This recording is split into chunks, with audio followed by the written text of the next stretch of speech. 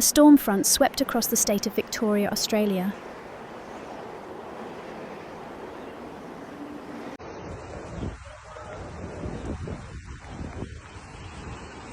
Severe thunderstorms and heavy rains began on the evening of January 14th.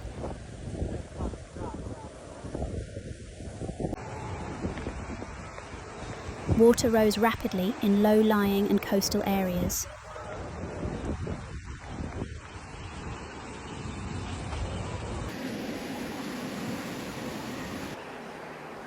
By the following morning, roads had turned into raging torrents.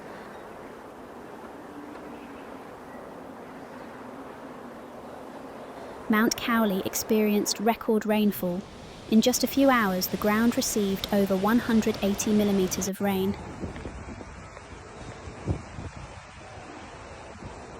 Torrents of water rushed down, turning streams into destructive rivers.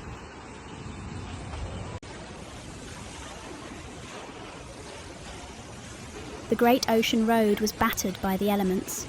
Cars, tents and caravans were washed away by raging torrents.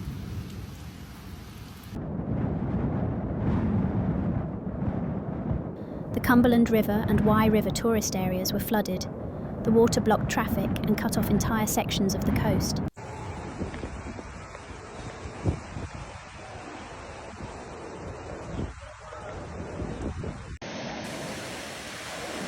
By the evening of January 15th, authorities issued emergency warnings.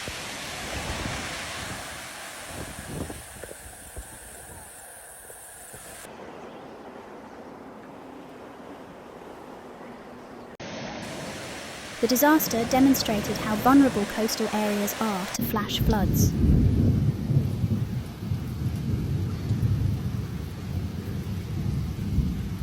On January 16th, the water level began to recede, but the damage remained significant.